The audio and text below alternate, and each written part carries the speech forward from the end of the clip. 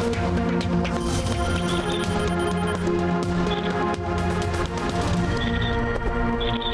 वालेकुम, मैं हूं अलीना फारूक शेख। इस वक्त आलमी मंजरनामे पर सबसे बड़ी खबर ईरान में जारी मुजाहिरे और उसके ऊपर गुज़श्ता रात अमरीका में होने वाले आला सतही इजलास के बाद अमरीका का मुदाखलत की एक बार फिर धमकी देना। बल्कि अमरीका ने मुजाहिरीन की हिमायत में बयान दिया और ट्रंप ने कहा कि मुजाहिरीन मुजाहिरे जारी रखें, जो रियासती इदारे हैं ईरान में उनके ऊपर काबिज़ हो जाएं। और ये भी कहा कि इमदाद आने वाली है। जब सहाफ़ी ने ट्रंप से पूछा कि इससे क्या मुराद दी जाए, क्या अमेरिका कोई कार्रवाई करने वाला है ईरान के अंदर बराह रास्त, तो इसके ऊपर ट्रंप ने कहा कि तशरीह खुद कर ली जाए, अमेरिका देख रहा है कि वो क्या कर रहा है। बहरहाल इसके बाद डेवलपमेंट ये भी हुई कि अमेरिका ने कहा कि अगर तो ईरान में मुजाहिरीन को फांसी दी जाती है तो फिर अमेरिका सख्त कार्रवाई करेगा। ईरान ने इसके ऊपर रद्द-ए-अमल देते हुए कहा है कि अगर ऐसा होता है तो ईरान भी खामोश नहीं रहेगा, खित्ते में मौजूद अमेरिकी फ़ौजी अड्डों के ऊपर कार्रवाई की जाएगी अगर अमेरिका ने हमला किया। इस वक्त टेंशंस ऑल टाइम हाई हैं ईरान और अमेरिका के दरमियान। अब ऐसे में जो दोनों मुल्कों के दरमियान क्या होगा, ट्रंप की जो धमकी है इसकी क्या तशरीह की जाए, मुख्तलिफ अंदाज़े तज्ज़िये तबसरे लगाए जा रहे हैं पूरी दुनिया में तबसरा निगारों की जानिब से। एक तरफ ये जो मुख्तलिफ ऑप्शंस पर अमेरिका गौर कर रहा है, फिर ट्रंप ने धमकी दी है, इसको कभी कहा जा रहा है कि ये एक नफ्सियाती दबाव बढ़ाने की कोशिश हो सकती है ईरानी हुकूमत के ऊपर, तो कभी ये कहा जा रहा है कि अमेरिका कुछ भी कर सकता है, बराह रास्त मुदाखलत भी कर सकता है, जैसे कि कुछ माह पहले की गई थी इसराइल ने जब ईरान के साथ जंग छेड़ी। तो हमारे तज्ज़ियाकार इस बारे में क्या राय रखते हैं, क्या अंदाज़ा लगाते हैं, इस वक्त सूरत हाल जो बन रही है वो कितनी तशवीशनाक है और इसके असरात क्या हो सकते हैं, सब कुछ अहाता करने की कोशिश करते हैं। और सबसे बड़ी चीज़ कि अमेरिका इस पूरे के पूरे मामले में बड़े अरसे से ईरान में रिजीम चेंज की कोशिश कर रहा है, लेकिन ये भी तज्ज़िया तबसरा हो रहा है और देखा गया कि मुज़ाहिरे शदीद दबाव इसके बावजूद जो ईरानी हुकूमत है वो कायम है और उसके ऊपर जो तवक्को की जा रही थी कि असर पड़ेगा या शायद रिजीम चेंज देखने को मिलेगी, उस तरह से वो प्ले आउट नहीं हो सका। तो इससे क्या मुराद दी जाए, क्या फिल वक्त जो रिजीम चेंज ऑपरेशन का या प्लान को ये समझा जाए कि वो टल गया या ख़त्म हो गया? ये सब कुछ जानते हैं अपने तज्ज़ियाकारों से। हमें ज्वाइन कर रहे हैं इसके लिए शहजाद इकबाल साहब, मज़हर अब्बास साहब मिस्र स्टूडियोज़ में मौजूद, इस्लामाबाद से हमारे साथ सैयद मोहम्मद अली साहब और फ़खर दुरानी साहब भी मौजूद हैं। मोहम्मद अली साहब, अब हमारे लिए थोड़ा सा कॉन्टेक्स्ट में डालिएगा, जो कल रात अमेरिका ने मुख्तलिफ ऑप्शंस का ऐलान किया, फिर ट्रंप की धमकी और दबे अल्फाज में उनका रिपोर्टर्स को पैगाम, आप इसका तज्ज़िया तबसरा कैसे करते हैं? क्या अमेरिका किसी बराह रास्त कार्रवाई की तरफ इशारा दे रहा है या एक ये गेम ऑफ नर्व्स है, मज़ीद दबाव बढ़ाने की कोशिश कर रहा है? बहुत शुक्रिया अलीना। मैं समझता हूँ ये दोनों बातें हैं, और जो बयान है या इसको स्ट्रेटजी में स्ट्रेटेजिक सिग्नलिंग कहा जाता है, ये एक पैगाम उन हुकूमत मुखालिफ मुजाहिरीन के लिए भी है कि वो अगर अपने मकासद हासिल करने में कामयाब नहीं हुए तो वो हौसला मत हारें और दबाव जारी रखें। और जिस तरह आपने बताया कि उनको उभारा जा रहा है कि वो हुकूमती इमलाक और इदारों पे कब्जा कर लें। दूसरी जानिब जो है वो एक मैसेज जो है वो ईरानी हुकूमत को भी है कि हम आपके मुखालिफिन की खुल्लम खुल्ला मदद करना चाहते हैं और कर रहे हैं। लेकिन मैं समझता हूँ इन बयानात से कतई नज़र ज़्यादा जो संजीदा और तशवीशनाक डेवलपमेंट है वो कल अमरीकी दफ्तर खारजा की जानिब से जो बयान जारी किया गया है, एक वार्निंग जारी की गई है कि तमाम अमरीकी शहरी जो हैं वो ईरान छोड़ दें। ये उससे ज़्यादा मैं समझता हूँ संगीन और संजीदा डेवलपमेंट है बयान के हवाले से, जिससे ये जाहिर होता है कि अगले चंद दिनों के अंदर कोई ऐसी एक्टिविटी एक्सपेक्टेड है जिसका रिएक्शन जो है वो अमेरिका के जो शहरी ईरान में मुकीम हैं उनके खिलाफ आ सकता है। तो ये हिफ्ज़ मातक़द्दुम के तौर पे पेशबंदी की जा रही है। दूसरी जानिब बरतानिया ने भी अपने जो अपने सफारती अमले हैं उसको कम किया है, जिससे ये लगता है कि कुछ इंटेलिजेंस के लेवल पे आपस में कोऑर्डिनेशन है। लेकिन मैं आपको प्रैक्टिकली मिलिट्री के हवाले से ये बताता हूँ कि इस वक्त जो डिप्लॉयमेंट है अमेरिका की वो बहुत बड़े पैमाने पे जितनी पिछले दफ़ा हमले के टाइम पे थी उस लेवल की अभी ताज़ा तरीन इतलात के मुताबिक ओपन सोर्स इंटेलिजेंस के मुताबिक नहीं है और मुमकिन है कि उसमें 1-2 दिन लगें। अलबत्ता बहुत बड़े पैमाने पे जो मिलिट्री फ्लाइट्स हैं जो कि कार्गो एयरक्राफ्ट हैं जो कि एम्यूनिशन हथियार नफरी सप्लाई इक्विपमेंट लेके अमेरिका से जर्मनी से मिडल ईस्ट पिछले दिनों में आ रही हैं। लेकिन मेरी जो इतलात हैं वो ये हैं कि जो मशरिक वुस्ता के वो ममालिक जिनमें अमेरिका के अड्डे मौजूद हैं वो इस हवाले से अमेरिका पे जोर दे रहे हैं कि उनकी फजाई हदूद या उनके अड्डों से कोई ईरान के खिलाफ कार्रवाई ना की जाए क्योंकि उनको भी इसका एहतमाल है कि जवाबी कार्रवाई के नतीजे में उनके मफादात और कौमी सलामती को भी खतरा हो सकता है। तो इसके नतीजे में मैं समझता हूं अगर कोई कार्रवाई की जाएगी तो वो बराह रास्त अमरीकी फजाइया या अमरीकी बहरिया के जरिए से की जाएगी। अब अमेरिका के सेंटकॉम के एरिया में 2 से 3 कैरियर बैटल ग्रुप्स की डिप्लॉयमेंट एक्सपेक्टेड है अगले 2-3 दिनों में। इसका मतलब है कि 3 से 400 लड़ाका तैयारे अमेरिका के अगले चंद दिनों में बहरी बेड़े में मौजूद जो उनके एयरक्राफ्ट कैरियर्स हैं उस पर तैनात होंगे। प्लस उनके पास जो पहले भी उन्होंने B-2 बॉम्बर्स इस्तेमाल किए थे उसकी इतनी रेंज है कि वो अमेरिका से परवास करके ईरान पे बमबारी करके वापस अमेरिका चला जाता है, उसको मिड एयर रिफ्यूलिंग मिलती है, उसको कोई मुकामी बेस की जरूरत नहीं है। तीसरी ऑप्शन जो हैं उनके पास जो उनकी बहरी आबदोजे भी हैं और जो उनके डिस्ट्रॉयर्स और क्रूजर्स हैं उन पे ऐसे क्रूज मिसाइल्स नस्ब हैं जिस तरह के आपको याद होगा कि 1998 में भी OBL के ऊपर हमला में इस्तेमाल हुए थे।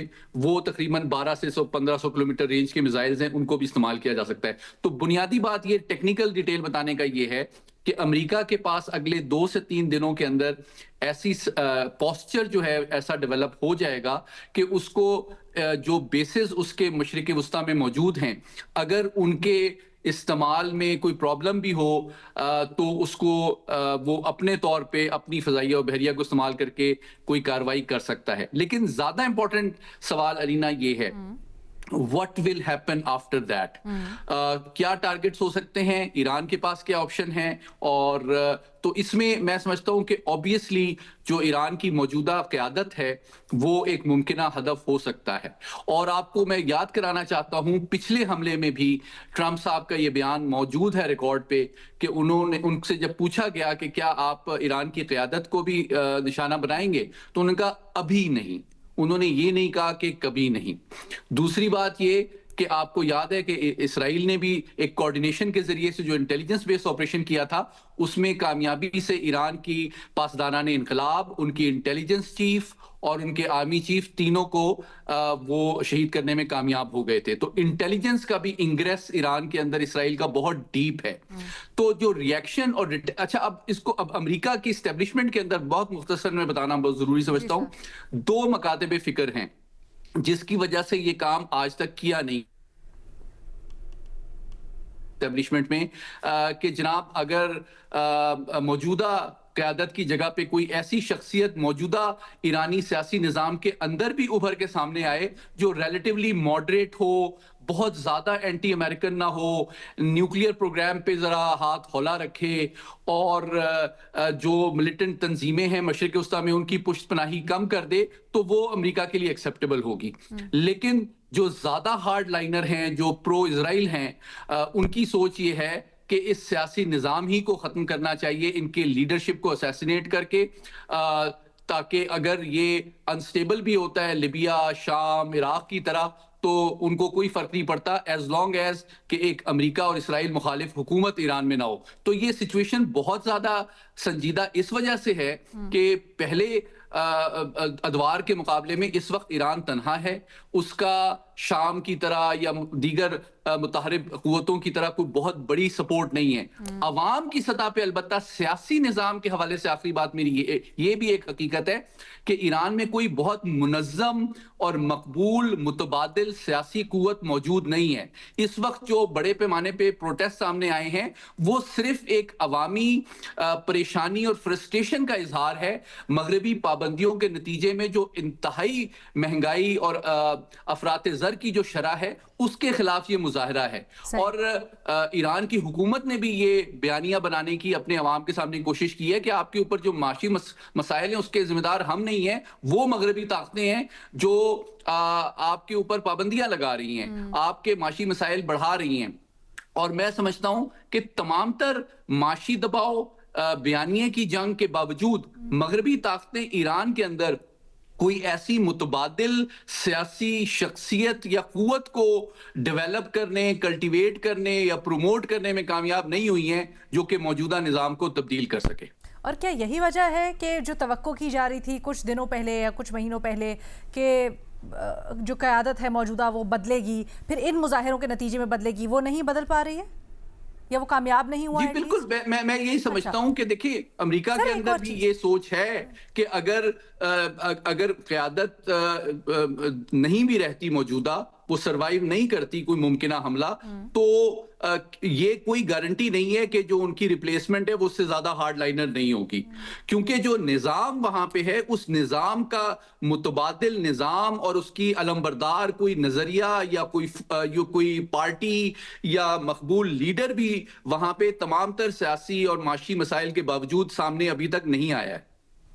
मैं थोड़ा सा आपसे ये पूछना चाहती थी, आपकी सारी बातों से मुझे ऐसा अंदाज़ा हुआ है कि आप समझ रहे हैं आने वाले कुछ दिनों के अंदर कार्रवाई होगी ही होगी, यानी काइनेटिक एक्शन अमेरिका लेगा, ऐसा है क्या? देखिए कुछ ना कुछ एक्टिविटी एक्सपेक्टेड है, उसके 2-3 एविडेंसेस हैं। उनका पोस्चर जो है बहुत हाई लेवल की जो मिलिट्री फ्लाइट्स हैं, और तीसरी बात कि अमेरिकी शहरियों को फौरी तौर पर अमेरिका से निकलने का स्टेट डिपार्टमेंट को जो एडवाइस है, ये इस बात का सबूत है कि वो कुछ ऐसी पेशबंदी की जा रही है। सर तो ये बताइएगा, अगर इस वक्त अमेरिका कोई काइनेटिक एक्शन करता है तो उसके नतीजे में अमेरिका को हासिल क्या होगा? जब आप खुद कह रहे हैं कि अमेरिका की इंटेलिजेंसिया में भी या इवन डीप स्टेट में भी 2 मुख्तलिफ आरा पाई जा रही हैं, एक के मुतबादिल नहीं होगा फिर इस रीजन में मौजूदा सेटअप का कोई इंस्टेबिलिटी ज़्यादा होगी, तो फिर इन सारे काइनेटिक ऑपरेशन से हासिल क्या होगा अमेरिका को?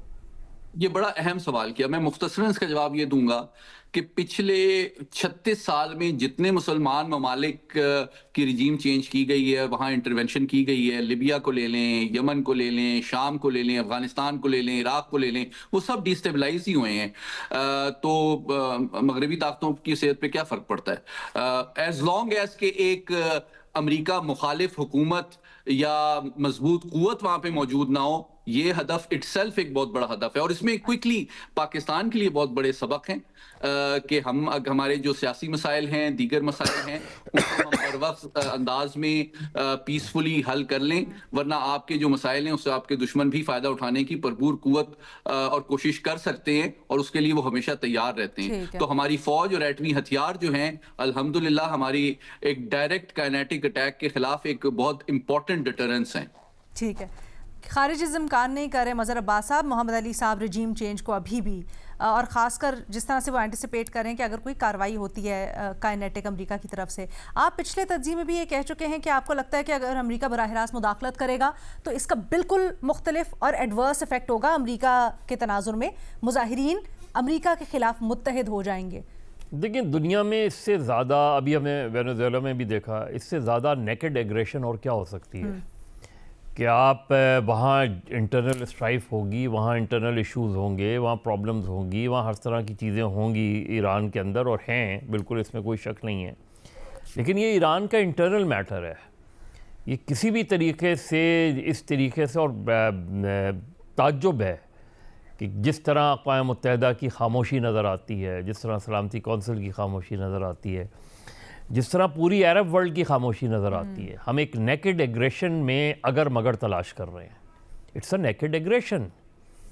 इससे ज़्यादा ब्लेटेंट चीज़ क्या हो सकती है कि यहाँ से कोसों दूर एक शख्स बैठ के वो ये कह रहा है कि जारी रखो, मुज़ाहरे जारी रखो, वो ये कह रहा है कि मदद मैं भेज रहा हूँ, और अगर फांसियाँ होती हैं तो जो है वो हमला भी कर दिया जाएगा, हर चीज़ कर दी जाएगी। मतलब दुनिया में इसकी और हैरानगी है कि चाइना में भी खामोशी नज़र आती है। रूस ने कुछ बयान दिया है, हालांकि चाइना और रूस का बड़ा कंसर्न होना चाहिए और यकीनन होगा भी, चीन ने रोल प्ले किया चंद साल पहले ईरान और सऊदी अरब को मिलाने में। हमने इससे पहले गाज़ा के अंदर जो सूरत हाल थी उसको भी देखा, उसका एक पस मंज़र था उसमें। तो इस वक्त जो सबसे ज़्यादा इस वक्त सिचुएशन अनप्रेडिक्टेबल है वो बुनियादी तौर पे ख़ुद डोनाल्ड ट्रंप हैं। उनकी शख्सियत बहुत अनप्रेडिक्टेबल है। वो आए और अभी भी दावा करते हैं कि उन्होंने दुनिया में जंगें रुकवाई हैं, लेकिन वो दुनिया में एक ऐसी जंग शुरू करने वाले हैं कि जो बहुत ख़तरनाक जो सूरत हाल इख्तियार कर सकती है। ईरान के अंदर जो एक प्रॉब्लम जिसमें गालिबन अमेरिकन्स कंफ्यूज नज़र आते हैं वो ये कि रिजीम चेंज की जाए तो कैसे की जाए। ये 1979 नहीं है, ये 1979 का रेवोल्यूशन एकदम दूसरा रेवोल्यूशन की शक्ल इख्तियार फ़िलहाल तो नहीं कर सकता। उसमें आप जितना भी उसमें देखें, लेकिन उसका जो लेवल था और इसका जो लेवल है ये अभी वो नहीं है उसमें। फिर ये कि वहाँ एक लीडरशिप थी, चाहे वो उस वक्त मुल्क से बाहर ही हो, फ्रांस पेरिस में बैठी थी, लेकिन वो जो उनकी पूरी लीडरशिप, इस वक्त आप बताएं कि ईरान में जो कुछ हो रहा है उसको कौन लीड कर रहा है? कोई एक लीडर बता दें जो ईरान में इस वक्त लीड कर रहा हो इस मुजाहरों को। तो जो हेडलेस मूवमेंट्स होती हैं, नेपाल में देखें, नेपाल में एक बहुत ज़बरदस्त वो हुआ और उसके बाद एकदम खामोशी रही। उसके मुकाबले में बांग्लादेश में हमने देखा कि एक लीडरशिप थी, उस लीडरशिप ने लीड किया उस मूवमेंट को और वो उस मूवमेंट के नतीजे में वहाँ चेंज आ गई। तो ईरान में ज़ाहिर है इस वक्त जो सूरत हाल है अमेरिकन्स के लिए वो दो ऑप्शंस पे सोच रहे हैं। जंग का ऑप्शन वो अभी बिल्कुल भी नहीं सोच रहे, जंग के ऑप्शन पे, लेकिन उसके मल्टीप्लाई ये जो है कि मदद आ रही है जी, ये बड़ा ख़तरनाक आप इसकी तशरीह कैसे करते हैं, इसका क्या? और मेरे ख्याल में ये ईरान के अंदर कुछ करेंगे, विद इन ईरान कोई चीज़ होगी विद इन ईरान, और वो ये कुछ भी हो सकती है। यानी जैसे इंटेलिजेंस बेस्ड कार्रवाई हमने देखा था कि अभी कुछ महीनों पहले जब हुआ तो वो ईरान के अंदर ड्रोन बेस थी। क्योंकि देखिए वहाँ ये नहीं है कि आप वेनेजुएला के प्रेसिडेंट को उठा के ले गए। यहाँ ऐसा आप किसी को फ़र्ज़ करें खमेनाई, मैं एक बात कह रहा हूँ, फ़र्ज़ करें खमेनाई को ले जाएंगे तो क्या ईरान में हर चीज़ खामोशी से वो जो एक्सेप्ट कर ली जाएगी? वो फुल फ्लैश वॉर होगी। अगर ईरान में ईरान के सदर या इसके हवाले से कोई चीज़ होती है तो वो फुल फ्लैश वॉर कंसीडर होगी और होगी। ठीक है वो। तो मेरा ख्याल में मैं सिर्फ एक जुमला ऐड करना चाहता हूँ सर, एक सेकंड, हम सब कंप्लीट कर लें? नहीं कर लेने दे। जी मोहम्मद अली साहब बोले। नहीं, मैं सिर्फ इन्फॉर्मेशन मेरे पास लेटेस्ट आई थी, मैंने कहा अपडेट कर दूं, आप बाकी लोगों के लिए भी यूजफुल होगी कि अभी लेटेस्ट इन्फॉर्मेशन ये है कि अमेरिका ने जो उनका सबसे बड़ा एयर बेस है कतर में, उसकी इवैक्यूएशन का भी कहा है। इसका मतलब ये है कि वो कोई ऐसा एक्शन लेने वाले हैं जिसकी इमिनेंट रिटेलिएशन वो against American air base in Qatar expect कर रहे हैं। इसलिए ऑलरेडी उन्होंने अभी चंद मिनट पहले ये ऑर्डर कहा है कि अपने जो अमेरिकन पर्सनल है वो कतर एयर बेस को इवैक्यूएट कर दे। उसकी एक बड़ी वजह तो ये ना, क्योंकि ईरान ने जो कहा है कि हमारे वो सारे अमेरिकन अड्डे हमारे निशाने पर हैं, मतलब उनके बकौल उसमें, लेकिन हम चाहे ये फौरी तौर पे ना हो, कुछ दिन लगें, कुछ हफ्ते लगें, लेकिन ईरान में सूरत हाल जो है वो बिल्कुल या तो सिविल वॉर की तरफ जाएगी, ईरान के अंदर सिविल वॉर, या फिर खुली जंग होगी। और खुली जंग होगी तो जाहिर है उसके जो असरात हैं वो आपकी क्या है, जैसे एक आलमी जंग का मॉडल? नहीं, आलमी जंग तो आलमी जंग में तो बहुत सी कुव्वतें होती हैं। आलमी जंग तो नहीं है। पूछा जाए यूएस और ईरान बराह रास्त होंगे क्योंकि यूएस ईरान इजराइल। अच्छा। एंड यूएस ईरान इजराइल का मतलब ये कि अरब वर्ल्ड भी इनसिक्योर्ड होंगी, ठीक, और ज़ाहिर है पाकिस्तान के लिए तो एक बहुत ही तशवीशनाक सूरत हाल होगी। सर वैसे भी जनरली इसके ऊपर 2-4 फॉलोअप सवाल हैं, लेकिन पहले ज़रा रजीम चेंज वाले के ऊपर बात करते हैं। शहजाद इकबाल साहब, आपका इसके ऊपर क्या तज्जिया तबसरा है? ट्रंप की जो धमकी है और फिर उसके बाद जो एक्शन लिया जा रहा है पूरे मिडल ईस्ट से अपनी बेसेस खाली करवाना, अपने शहरियों को इंतबाह जारी करना, ये क्या सिग्नल करता है? और आपके ख्याल में क्या अभी ईरानी रजीम, ईरानी हुकूमत सिक्योर है कुछ अरसे के लिए या कुछ इंतहाई हो सकता है? बहुत शुक्रिया अलीना।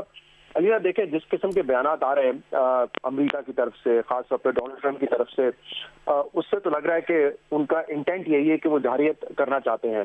वो न सिर्फ प्रोटेस्टर्स को ये कह रहे हैं कि आप अपना एहतजाज जारी रखें और हमारी मदद आएगी, बल्कि खुला धमकी भी दे चुके हैं कि अगर ईरानी हुकूमत ने किसी को मारा, प्रोटेस्टर्स पे अटैक किया या किसी को फांसी दी, तो फिर ईरान के खिलाफ यूएस जो है वो एक्शन में आएगा।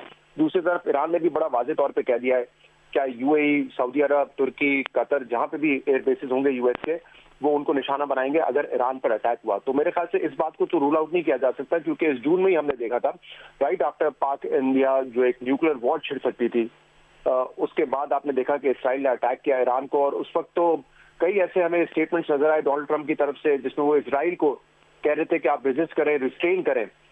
लेकिन फिर इवेंचुअली आपने क्या देखा कि 3 जो न्यूक्लियर फैसिलिटीज थी ईरान की, उस पर खुद अमेरिका ने हमला किया। उनके जो B-2 बॉम्बर्स थे, उन्होंने जाकर जो बॉम्ब जहाँ पे गिराए, जिनको कहते हैं बंकर बस्टर्स, वो उसका इस्तेमाल किया। यानी कि पहले वो खुद इजराइल को कह रहे थे कि आप रिस्ट्रेन करें, लेकिन बाद में वो खुद उसमें शामिल हो गए।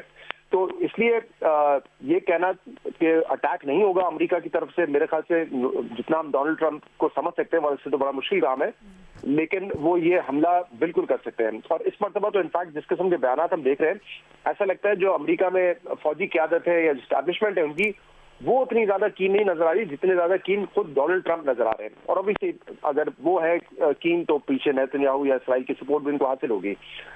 लेकिन सवाल अब अहम यह है कि अगर उस किस्म का हमला होता है जैसे कि जून में हुआ, और अगर अपने बहरी जहाजों के जरिए या एयरफोर्स के जरिए वो हमला करते हैं ईरान पर, तो क्या उससे रिजीम चेंज हो सकेगा?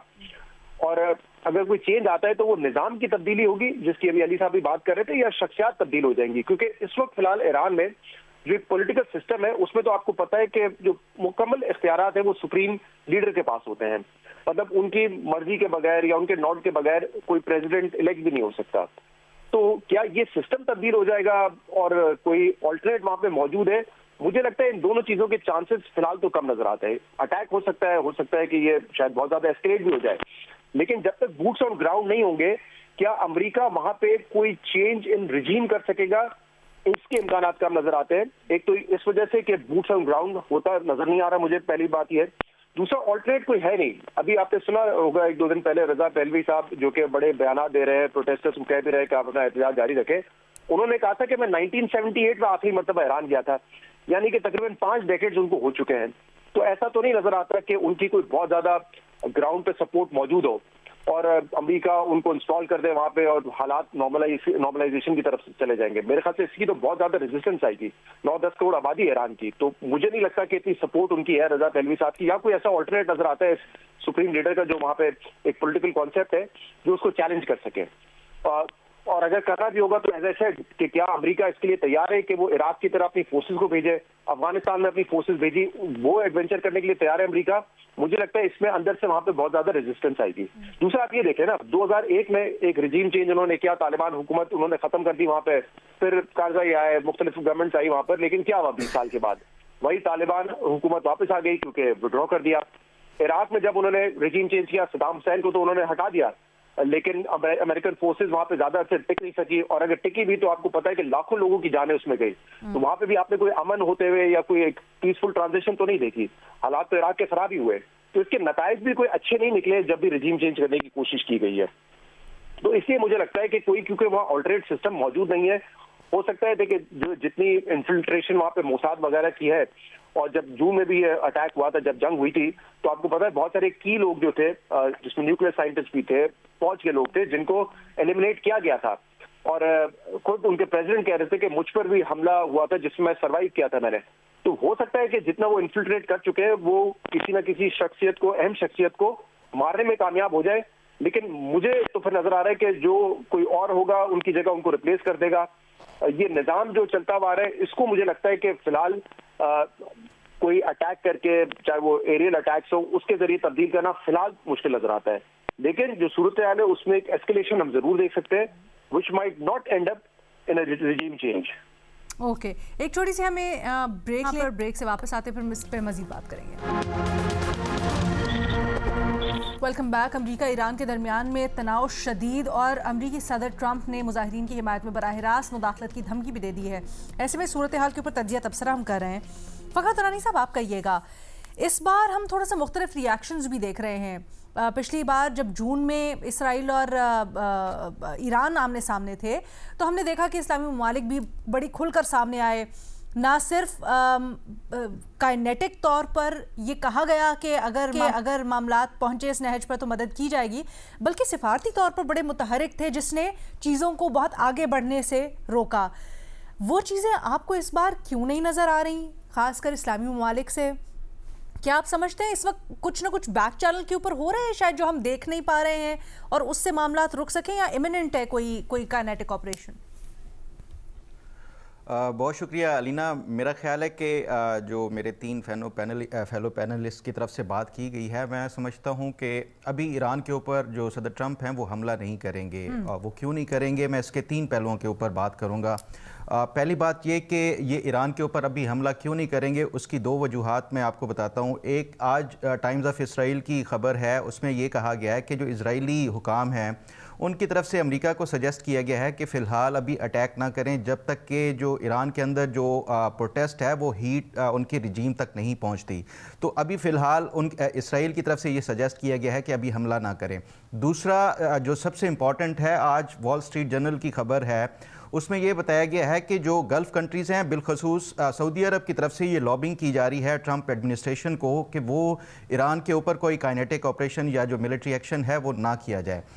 तो ये जो सदर ट्रंप के जो अहम एलाइज़ हैं ख़ासतौर पे मिडल ईस्ट के अंदर, वो इस टाइम अगर ये सजेस्ट कर रहे हैं कि अटैक ना करें, तो इसका मतलब है कि फ़िलहाल ये जो सदर ट्रंप हैं वो कोई इस तरह का मिलिट्री एक्शन वो नहीं करेंगे जब तक कि कोई उनको ये अश्योरेंस ना हो कि ईरान के अंदर कोई जो रिजीम चेंज के लिए जो प्रोटेस्टर्स हैं वो कोई उनके लिए काबिले इस तरह का वो कर सकते हैं कि वहाँ पे कोई रिजीम चेंज हो सके। तो इसलिए फ़िलहाल नज़र आता है कि ये इस तरह की जो प्रेशर टैक्टिक्स हैं वो जारी रहेंगी, लेकिन कोई काइनेटिक जो एक्शन है वो होता हुआ चंद दिनों में एटलीस्ट वो नज़र नहीं आ रहा। दूसरी बात ये है कि अगर ये कोई मिलिट्री ऑपरेशन नहीं होगा तो ये फिर ये इस तरह के जो बयानात और इस तरह की ये जो तमाम तर कार्रवाइयाँ हैं वो क्यों की जा रही हैं, लुदैद एयरबेस को इवैक्यूएट करने के हवाले से हो, या फिर उसके साथ साथ जो मोहम्मद अली साहब बात कर रहे थे कि जो स्टेट डिपार्टमेंट की तरफ से इनकी जो एक वार्निंग दी गई है अपने अमरीकी शहरियों को कि वो जल्द से जल्द ईरान छोड़ दें। देखें, ये इस तरह की जो ये होती है कॉन्फ्लिक्ट एस्केलेटिंग जो सिग्नलिंग होती है, वो हमेशा जो प्रेशर और दबाव बढ़ाने के लिए ये ममालिक करते हैं। और ईरान के ऊपर जो एक और चीज़ जो मैं समझता हूँ जिसकी वजह से ये सदर ट्रंप का वाजे हो रहा था कि ये शायद अभी फ़िलहाल मिलिट्री जो एक्शन है वो नहीं करेंगे, वो था 25% जो इन्होंने टैरिफ इम्पोज करने के फिलफोर उसका ऐलान किया। देखें, उससे ये है कि अगर ये अपना कोई रिजीम चेंज और अपनी मनपसंद का कोई लाना चाहते हैं तो फ़िलहाल ये कोई इकनॉमिक सेंक्शंस की तरफ ना जाते, ये फिर डायरेक्टली मिलिट्री एक्शन की तरफ जाते। इकनॉमिक सेंक्शन का मतलब ही यही है कि वो फ़िलहाल ये जो मौजूदा रिजीम है और जो ईरान की मौजूदा जो हुकूमत है उसको फाइनेंशली जो है वो कमज़ोर करना चाहते हैं, उसके ऊपर जो है ये फाइनेंशियल ब्लॉकेड जो है वो लाना चाहते हैं, बजाय इसके कि वो डायरेक्ट कोई काइनेटिक एक्शन जो वो लिया जाए। तो ये एक अभी जो इनके ऊपर स्ट्रेटेजिकली जो है वो ब्लॉकेड और ये इस तरह का जो साइकोलॉजिकल दबाव डालते रहेंगे अपने शहरियों को, इस तरह की एडवाइजरीज या मुख्तलिफ ममालिक के ऊपर सेंक्शंस लगाने के हवाले से, या इस तरह के जो कि ईरान के ये धमकी लगाना कि आपने इनके जो खिलाफ कोई कानूनी कार्रवाई प्रोटेस्टर्स के खिलाफ नहीं करनी इंसानी हकूक़ के हवाले से।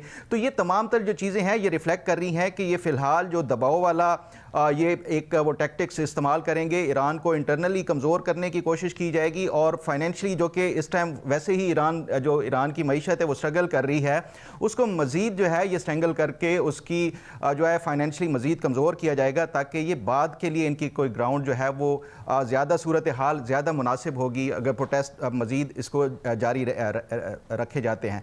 तो फ़िलहाल अभी यही लगता है कि एक तो जो इनके एलाइज़ हैं ख़ासतौर पे जो रीजन के अंदर, वो भी अभी कह रहे हैं कि वो टाइम नहीं आया कि अभी अटैक किया जाए, और सऊदी अरब जैसे या जो मिडल ईस्ट के दीगर ममालिक हैं वो भी ये कह रहे हैं कि अभी फ़िलहाल ना किया जाए, या एटलीस्ट वो ये इनको मना कर रहे हैं। और उसके साथ साथ जो ये इम्पोज करना जो सेंक्शंस हैं उससे भी हो रहा है। अब सवाल ये है कि ये अगर नहीं होता तो फिर इनके पास ऑप्शन क्या है। देखें, ये डिस्कस किया जा रहा है कि अभी फ़िलहाल अमेरिका के पास जो है वो कोई काबिल एतमाद इस तरह का जो है वो अल्टरनेट भी नहीं है। जो रिजीम चेंज के लिए आपको जो है वो जब तक कोई रूलिंग जो क्लास है ईरान के अंदर, जो मौजूदा जो रिजीम है उसमें से कोई डिफेक्शन नहीं मिलेगी, कोई ऐसा लीडर नहीं मिलेगा जो कि अल्टरनेट हो सके इस मौजूदा रिजीम का, तो तब तक जो है वो मैं समझता हूँ कि ये रिजीम चेंज इनके लिए पॉसिबल भी नहीं है, क्योंकि ईरान एक बहुत बड़ी टेरिटरी भी है, 92 मिलियन से ज़्यादा उसकी आबादी है, बूट्स ऑन ग्राउंड्स जो है वो वैसे अभी अमेरिका वो नहीं अफोर्ड कर सकता। तो इसलिए फ़िलहाल ये इसी तरह का प्रेशर और दबाव बढ़ाया जाएगा, फाइनेंशियली इनको मज़ीद कमज़ोर किया जाएगा। रज़ा पहलवी के हवाले से बात की जा रही थी, वो मैं समझता हूँ वो बाहर से बैठ के अगर सोशल मीडिया से वो कनेक्टेड नहीं है लोगों के साथ, तो वो भी कोई अल्टरनेट नहीं है। ना ही इस वजह से उन्होंने सदर ट्रंप की बार बार उन्होंने अपील की है, उसके बावजूद सदर ट्रंप की तरफ से उनको कोई पॉजिटिव कोई रिस्पॉन्स दिया गया है। तो इसलिए फ़िलहाल ये लगता है कि ये इसी तरह जो दबाव है वो कंटिन्यू रहेगा, लेकिन कोई फ़िलहाल अभी काइनेटिक ऑपरेशन के भी कोई चांसेस एटलीस्ट चंद दिन जो है वो नज़र नहीं आ रहे, और ना ही कोई इस तरह का जो है वो मज़ीद कोई इस तरह की सख्त कार्रवाई नज़र आ रही है। सैयद मोहम्मद अली साहब, ब्रीफेस्ट कमेंट कि अगर यहाँ पर कुछ होता है तो ज़ाहिरी बात है चाइना भी बराह रास्त मुतासर होगा, लेकिन हम चाइना की तरफ से उस तरह से कोई रिस्पांस नहीं देख रहे, न रशिया खुलकर सामने आया है ईरान की सपोर्ट में। ये सारा कुछ दुनिया को पैगाम क्या देता है? अमरीकी जो मुदाखलत हो या अमरीकी जो तर्ज कार्रवाई हो उसके मुकाबले में चाइना और रूस की पोजीशन से मुतल्लिक? बहुत अहम सवाल है। मुख्तसर जवाब इसका ये है कि जिस तरह पहले भी मैंने एक दफ़ा गुजारिश की कि ये इस बात का पाकिस्तान में बहुत से लोगों की ख्वाहिश या सोच के मुखालिफ ये बात है, और ये एक हकीकत है कि दुनिया अभी भी ये यूनिपोलर है, और इंटरनेशनल रिलेशंस में यूनिपोलैरिटी का मतलब टेक्नोलॉजी और खुशहाली में इजाफा या चीन की इकोनॉमी की डेवलपमेंट नहीं होता। वर्ल्ड ऑर्डर का मतलब ये है कि जो इंटरनेशनल सिस्टम को बनाता है और कौन उस सिस्टम को चैलेंज करता है। तो रूस और चीन की जानिब से वेनेजुएला में अभी जो कुछ हुआ, जितनी भी यूनिलैटरल इंटरवेंशंस हुई हैं उसके हवाले से मुखालिफत सामने आई, तनकीद सामने आई। आपको याद है पहले भी तो ईरान पे हमला हुआ है, तो रूस और चीन ने उसकी मुखालफत की है, उसकी मजम्मत की है, लेकिन अमली तौर पे क्या कोई दुनिया में ऐसी ताकत है जो अमेरिका का हाथ रोक सके, उसको मिलिटरीली चैलेंज कर सके, उसकी और उस चैलेंज के नतीजे में अमेरिका मजबूर हो जाए अपनी इंटरवेंशन को रिव्यू करने के लिए? तो ये सबसे बड़ा ग्रेट पावर कंपटीशन में टेस्ट होता है, जो कि अनफॉर्चुनेटली इस टेस्ट पे चीन और रूस अभी पूरा नहीं उतरते। क्विक कमेंट, मैं समझता हूं अगले एक हफ्ते के अंदर कोई एक्टिविटी एक्सपेक्टेड है।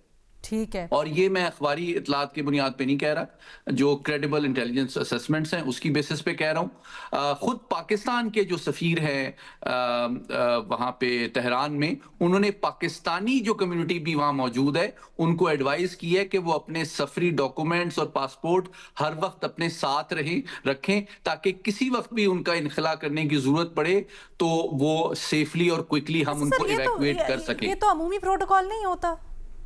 नहीं, ये अमूमी प्रोटोकॉल नहीं होता। ये देखें, जो दुनिया के सफारत खाने होते हैं वो सफारतकारी के साथ साथ अपने इदारों की, अपने ममालिक की इस्टेब्लिशमेंट और इंटेलिजेंस से मुसलसल राब्ते में होते हैं, और वो क्रेडिबल इंटेलिजेंस की बेसिस पे इस तरह करते हैं कि कोई चीज एमिनेंट है। और दूसरी बात ये, क्विक कमेंट फ्रैंकली, के मिडिल ईस्ट के ममालिक अमेरिका को क्या मशवरा देते हैं ये कभी भी मैटर नहीं करता अमेरिका के लिए, और कभी तारीख में किया भी नहीं है। बट सर, हमने पिछली दफा देखा कि बड़ा सिफारती तौर पर मुतहरिक थे पाकिस्तान भी, बाकी सारे ममालिक भी, जब इसराइल के साथ बराह रास्त जंग हुई। इस बार हम उस तरह से रिएक्शन नहीं देख रहे, तो इससे और ज्यादा सवालात पैदा हो रहे हैं। देखिए, मिडिल ईस्ट के बारे में कोई कमेंट ये है कि मिडिल ईस्ट के कंट्रीज डेफिनेटली ये चाहते हैं कि वो इस जंग में फंस ना जाएं, क्योंकि ईरान का रिएक्शन उनके खिलाफ ना आए। तो ये बात बताना बहुत जरूरी है कि अरब ममालिक ये डेफिनेटली पब्लिकली ये बताना चाहते हैं अपने अवाम को भी और ईरान को भी कि जनाब हम अमेरिका को रोक रहे हैं,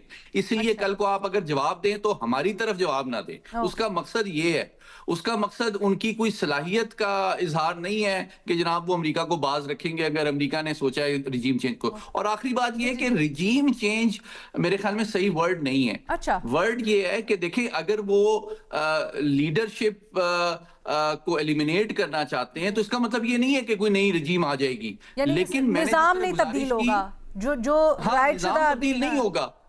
और आखिरी बात देखिए, उनकी जो रेड लाइन है अमेरिका और इसराइल की, वो न्यूक्लियर प्रोग्राम है। उसके ऊपर जो करंट रिजीम का मौकिफ है वो अमेरिका और इसराइल को एक्सेप्टेबल नहीं है। तो अगर वो ये समझते हैं कि उसमें कोई मजीद प्रोग्रेस पॉसिबल है, उसमें कोई रमक मुस्तकबिल में रह गई है उसकी वेपनाइजेशन की ऑप्शन के तौर पे, तो उसको एलिमिनेट करना डेफिनेटली अमेरिका और इसराइल का मुश्तरका ऑब्जेक्टिव हो सकता है। अच्छा, आई अंडरस्टैंड। फखर कुछ कहना चाह रहे हैं क्या? हमारे पास सेंटेंस में फिर एक सेंटेंस ही रखिएगा, हमारे पास वक्त बिल्कुल खत्म हो चुका है। देखें, जो मोहम्मद अली साहब बात कर रहे हैं ना कि मिडल ईस्ट की, वो नहीं है कि वो अमेरिका को ये बता सकें कि क्या कोई मिलिट्री एक्शन होना चाहिए या नहीं होना चाहिए। मैं समझता हूँ अगर सदर ट्रंप की जगह कोई और होता तो शायद फिर ये इनकी बात दुरुस्त होती। सदर ट्रंप जो है वो ज़्यादा, मैं समझता हूँ ये जो मिडल ईस्टर्न कंट्रीज़ हैं जहाँ पे ट्रिलियंस ऑफ डॉलर्स का जो है वो बिज़नेस के हवाले से इन्होंने एग्रीमेंट्स किए हैं, वो कभी भी नहीं चाहेंगे कि ये मिडल ईस्ट के ममालिक, क्योंकि अल्टीमेटली यहीं से जो अमरीकी बेसिस हैं यहीं से ही ऑपरेट होकर इन तमाम ममालिक से जो है वो ईरान के ऊपर जो भी मिलिट्री कार्रवाई की जाएगी। तो इसलिए मैं नहीं समझता कि ये कोई भी मिडल ईस्टर्न कंट्री है, जरूरत ही नहीं है उनको बेसिस की। मैंने पहले भी कहा है कि अमेरिका के पास जो ऑप्शन है, उनकी मजबूरी नहीं है कि वो इन बेसिस को इस्तेमाल करे। वो अमेरिका से डायरेक्ट भी अटैक कर सकते हैं। बेसिस से ज्यादा जो सदर ट्रंप इंपॉर्टेंस देते हैं वो बिजनेस और उसको देते हैं, और ट्रिलियंस ऑफ डॉलर्स का जो हालिया इनके दौरे थे 3 ममालिक के साथ इन्होंने एग्रीमेंट्स किए हैं, तो वो कभी भी जो डिस्टेबलाइज नहीं करना चाहेंगे ये मिडल ईस्टियन। चलें ठीक है, let's just agree to disagree on this one. 12 हमारे सामने आ रही हैं, ना सिर्फ रजीम चेंज से मुतालिक बल्कि ये जो अमेरिका की धमकी है, ट्रंप की धमकी है, इससे क्या माने लिए जाएं। अब ये तो ऑब्वियसली आने वाला वक्त ही बताएगा, क्योंकि इतनी फ्लूइड और डेवलपिंग सिचुएशन में एक्यूरेट अंदाज़ा लगाना भी बड़ा मुश्किल होता है। लेकिन उम्मीद यही करते हैं हम कि जो भी हो बेहतर हो, अच्छा हो, मज़ीद केओस की तरफ चीज़ें ना जाएं जिस तरह के अभी इशारे मिल रहे हैं। हम इसके ऊपर नज़र रखे हुए हैं, आने वाले दिनों में भी तज्जिया तबसरा करते रहेंगे। यहाँ पर एक छोटी सी ब्रेक लेते हैं, ब्रेक के बाद वापस आएंगे दीगर सवालों के साथ। Welcome back. वज़ीर ख़जाना ने आज एक बयान दिया है बड़ा अहम, जिसके ऊपर शहजाद इकबाल साहब आपका तज्जिया तबसरा दरकार है। सर, उन्होंने कहा है कि जी कुछ फर्म्स, इंटरनेशनल फर्म्स मुल्क से जा रही हैं, हमें तस्लीम करना होगा कि टैक्स ज़्यादा है, एनर्जी की कीमतें ज़्यादा हैं, तो ये हकीकी मसाइल हैं। आपकी इसके ऊपर राय सर? बिल्कुल एक फैक्चुअल बात है, और मेरे ख्याल से इसका एतराफ़ करना भी कोई इतनी बड़ी बात नहीं है, क्योंकि writing is on the wall. हम मुसलसल काफ़ी सालों से यही करते हुए आए हैं कि जब भी हमें टैक्स में कलेक्शन ज़्यादा करनी होती है तो हम टैक्स रेट उन लोगों पे ही बढ़ा देते हैं, उन तबकात पे ही बढ़ा देते हैं जो ऑलरेडी टैक्स पेयर है। इसकी सबसे बड़ी मिसाल तो आपको पता है सैलरी क्लास है, जिसमें अगर पिछले 2 सालों में देखें तो उनके ऊपर टैक्स जो है वो जितना टैक्स उनसे वसूल होता है वो तकरीबन दुगना हो गया है। लेकिन हर दफ़ा ये बात की जाती है कि नहीं, हम टैक्स बेस को वाइडन करेंगे। इस हुकूमत में भी, इनकी पॉलिसीज में भी यही सुना था कि एग्रीकल्चर टैक्स भी लगेगा, रिटेल होलसेलर टैक्स पे भी लगेगा। लेकिन जब भी इन तबकात पे टैक्स लगाने की बात होती है, पता नहीं रेट ऑफ द स्टेट कहाँ चली जाती है। वैसे तो हम हार्ड स्टेट बनना चाहते हैं, लेकिन जब टैक्स वसूली की बात होती है तो हमने देखा है कि चाहे वो मुशर्रफ साहब का दौर हो, PTI का हो, नून लीग का 2013-14 वाला हो, या इस वक्त भी हो, हम घुटने टेक देते हैं रिटेलर्स और होलसेलर्स के सामने भी। उनसे भी हम वो टैक्स नहीं इकट्ठा कर पाते जिस रेट से हमें करना चाहिए। तो ये एक बदकिस्मती है, और हम इस पर कई मरतबा बात भी कर चुके हैं कि रैशनलाइजेशन की जरूरत है। आप सबसे टैक्स इकट्ठा करेंगे तो ऑटोमेटिकली टैक्स रेट नीचे होगा। अब इसमें विल ऑफ द गवर्नमेंट जो है वो बड़ी मैटर करती है। दूसरा, जहाँ तक एनर्जी क्राइसिस है, तो वैसे तो नून लीग का हिस्सा नहीं थे औरंगजेब साहब पहले से, लेकिन सवाल ये पूछना चाहिए कि 15-16 में आपने कोल बेस्ड प्लांट्स भी लगाए, LNG बेस्ड पावर प्लांट्स भी लगाए, और ऑब्वियसली जब आप एक पॉलिसी लेकर आते हैं वो लॉन्ग टर्म पॉलिसी होती है। लेकिन फिर हमने देखा कि आज पावर सेक्टर LNG खरीदने को तैयार नहीं है। वो कहते हैं कि हमारे मेरिट ऑर्डर पे भी ऊपर नहीं आते, ना हमें इससे बिजली बनाने की जरूरत है। तो अब फिर वो LNG प्लांट्स जिसपे हम इस साल तकरीबन 3000 अरब रुपए की कैपेसिटी पेमेंट देंगे, उसको कहाँ लेके जाएं हम, क्योंकि वो पावर प्लांट्स पे कैपेसिटी पेमेंट तो आपने करनी है, चाहे वो चले या ना चले। अच्छा, फिर आपने देखा 2022 में सोलर सिस्टम्स के हवाले से बड़ी प्रमोशन की शहबाज शरीफ साहब ने कि सब सोलर पे लगाएं ताकि लोग सस्ती बिजली बना सके। अब जब लोगों ने सोलर लगाया है, वो सस्ती बिजली बना रहे हैं, तो कह रहे नहीं, यहाँ तो हमने इनको बड़ा जबरदस्त ल्यूक्रेटिव किस्म का रिटर्न दे दिया है, तो ये नहीं हो सकता, अब इसको चेंज करने की जरूरत है। यानी कि जो पॉलिसीज बनती है, एनर्जी पॉलिसीज, वो फॉर द डेकेड्स बनती है। लेकिन हम देख रहे हैं पिछले 8 से 9 सालों में हम कई मरतबा इसको तब्दील करने की कोशिश करते हैं। LNG की तरफ जाते हैं, फिर कहते हैं कि नहीं LNG की जरूरत नहीं है। सोलर की तरफ जाते हैं, कहते हैं नहीं सोलर को डिस्करेज करना है। तो मेरे ख्याल से ये जो इश्यूज है वो तो हमें सबको पता है, अब औरंगजेब साहब हमें ये बताएं कि सॉल्यूशंस क्या है इसके, और सॉल्यूशंस की इम्प्लीमेंटेशन कब तक होगी। टैक्स में भी ये जरूरी है कि आप इन्फोर्समेंट करें, बजाय इसके कि लोगों पे टैक्स जो है मजीद बढ़ाते रहें।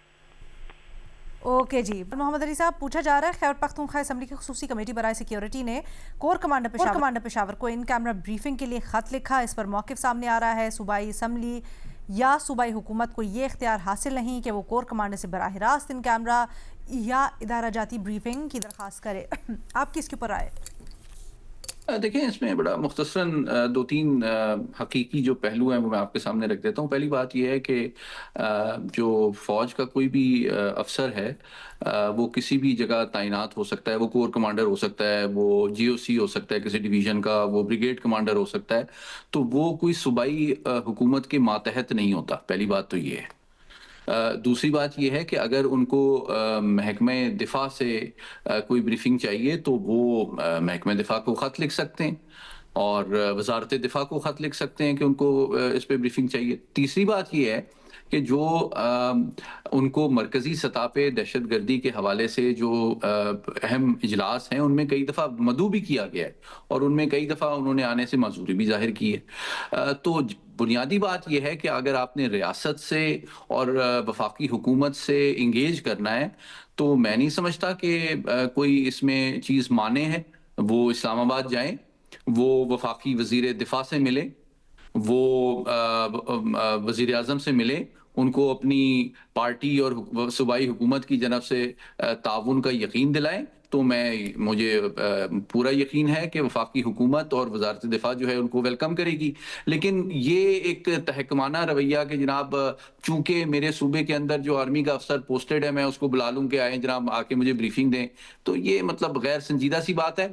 जहाँ तक हकायक का मामला है तो मैं आपके तवज्जुह से नाज़रीन को बताना ज़रूरी समझता हूँ कि सूबाई हुकूमत के मातहत भी कई इंटेलिजेंस इदारे काम करते हैं। ये सिर्फ वफाकी इदारे नहीं होते, स्पेशल ब्रांच भी होती है, उसमें इंटेलिजेंस ब्यूरो के एहलकार भी होते हैं, उनके पास पुलिस का एक बहुत मुनज़्ज़म निज़ाम होता है। तो उनको डेफिनेटली डेली बेसिस पे जो सिक्योरिटी की सूरत हाल उनके सूबे की है उनको ब्रीफिंग मिलती है। ऐसा नहीं है कि उनको पता ही नहीं है कि उनके मुल्क में, उनके सूबे में क्या हो रहा है, कितने लोग शहीद हो रहे हैं, कहाँ हमले हो रहे हैं, कौन मुलव्विस है। तो ये वो एक संजीदा और हकीकत पसंदाना अप्रोच है कि अगर वो चाहते हैं कि वफाकी हुकूमत और रियासत के साथ ताउन करें और दहशत गर्दी के खात्मे के हवाले से कोई उठाना चाहते हैं तो वो वफाकी हुकूमत से राब्ता करें। थैंक यू जी मोहम्मद अली साहब। आगे बढ़ते हैं। मोहम्मद साहब, बिलावल भुट्टो साहब के बयान से मुतालिक आपसे पूछा जा रहा है। बिलावल साहब ने ये बयान दिया है कि सूबे में कुछ कुव्वतें हैं जो कि सूबे के इख्तियार या वसाइल पर इस बहाने डाका डाला जाती हैं कि हुकूमत ने कुछ नहीं किया, लेकिन मकसद उनका ये है कि इख्तियारात इस्लामाबाद को दे दिए जाएं। बिलावल भुट्टो साहब क्या ठीक बात करें, वजन है उनकी बात? बिलावल भुट्टो पहले क्लियरली बात करें ना, कुछ कुव्वतों से क्या मुराद है उनकी, और सूबे में कुछ कुव्वतें, ये तो बहुत ही अजीब व गरीब बात है। उनकी मुराद सियासी कुव्वतों से है या गैर सियासी कुव्वतों से? कुछ कुव्वतें बस कह रहे हैं, सूबे में कुछ कुव्वतें नहीं कह रहे, कुछ कुव्वतें तो वही तो फिर बिलावल भुट्टो क्लियरली बताएं ना कि उनकी मुराद वफाकी हुकूमत से है या इस्टेब्लिशमेंट से है, क्योंकि वो दोनों के इत्तेहादी हैं। असल चीज़ ये है कि या तो अगर आप सूबे के यानी आप ज़ाहिर है पीपल्स पार्टी के चेयरमैन हैं, आप बहुत ही बड़ा बयान दे रहे हैं, और वो कौन सी कुव्वतें हैं? अगर मुस्लिम लीग नून, वज़ीर आज़म या वफाकी हुकूमत है तो फिर आप कहें कि वफाकी हुकूमत चाहती है, ये चाह रही है, और अगर ये वफाकी हुकूमत की तरफ इशारा नहीं है तो ज़ाहिर है ये इस्टेब्लिशमेंट की तरफ इशारा है।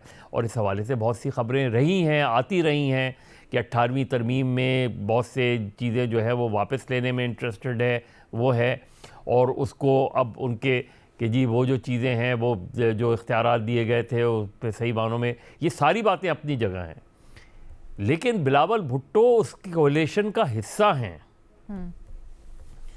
तो जो चीज़ें हैं ये जैसे कल हुआ, ऑर्डिनेंस आ गया, फिर वो वापस हो गया, सब कुछ हो गया, तो ये बातें, जब इतनी सारी बातें हो रही हैं तो क्या उन पर प्रेशर आ रहा है, और अगर प्रेशर आ रहा है तो किस तरफ से आ रहा है?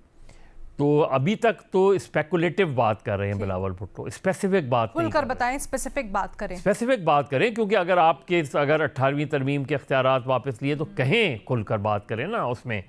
तो उस चीज़ में इसलिए क्योंकि ये सीरियस इश्यूज़ हैं, इस पर बहुत बात होती रही है, इसके ऊपर मुख्तलिफ स्पेकुलेटिव स्टोरीज़ भी आती रही हैं, इस पे बहुत से तज्ज़िये भी होते रहे हैं, इस पे बहुत सी ख्वाहिशात भी ज़ाहिर की गई हैं हुकूमतों की तरफ से कि जी 18वीं तरमीम जो है दुरुस्त नहीं थी और उसमें बहुत ज़्यादा जो है सूबों को दे दिया, कि सब चीज़ें हैं। ठीक है, लेकिन क्या अगर वो हुकूमतें ये करती हैं तो क्या करेंगे बिलावल भुट्टो? ठीक है, मतलब आप बेसिकली कहना चाह रहे हैं कि बिलावल भुट्टो साहब की जो पोजीशन है और जिस ओहदे पे वे बैठे हैं उनको चाहिए सब कुछ खुलकर पोजीशन बताएं, बहुत वादे पोजीशन लें और खुलकर सब कुछ कहें। थैंक यू सो मच मजहर अब्बास साहब।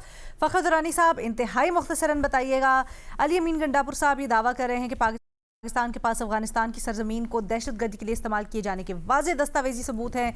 कुछ दिनों पहले हमने तज्जिया तबसरा भी किया था, सुहेल आफरीदी इसके बिल्कुल बरक्स बयान दे रहे थे। ये जो मुतज़ाद बयानात हैं किस तरह से असरअंदाज हो सकते हैं पूरी दहशतगर्दी की जंग पर?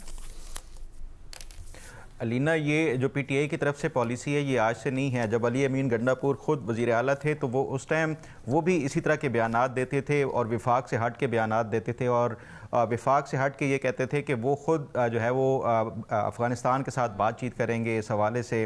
तो अब ये सुहेल अफरीदी आए हैं अली अमीन गंडापुर से, क्योंकि कुर्सी छीन ली गई है, तो वो अब ये बात कह रहे हैं कि नहीं, अफ़गानिस्तान के हवाले से शवाहिद हैं। ये तो दुनिया को मालूम है, सिर्फ पाकिस्तान को नहीं मालूम, यूएन की रिपोर्ट्स देख लें, बाकी ओवरऑल देख लें तो ये सबको मालूम है। अगर नहीं मालूम तो वो सिर्फ इमरान खान और उनकी जमात को नहीं मालूम और उनकी जो हुक्मरान जमात है पीटीआई उसको नहीं मालूम। तो इसलिए मैं समझता हूँ कि ये बड़ा ही डैमेजिंग है जो पीटीआई की तरफ से इस टाइम ये पॉलिसी अपनाई जा रही है, ख़ासतौर पे काउंटर टेररिज्म के हवाले से विफाक से मुतसादिम और जो सिक्योरिटी इदारों से मुतसादिम ये जो पॉलिसी है ये पाकिस्तान के लिए कोई अच्छा है वो नहीं है जो पीटीआई की तरफ से अपनाया जा रहा है। बहुत शुक्रिया फखर दुरानी साहब, इसी के साथ इजाज़त दें, अल्लाह हाफ़िज़।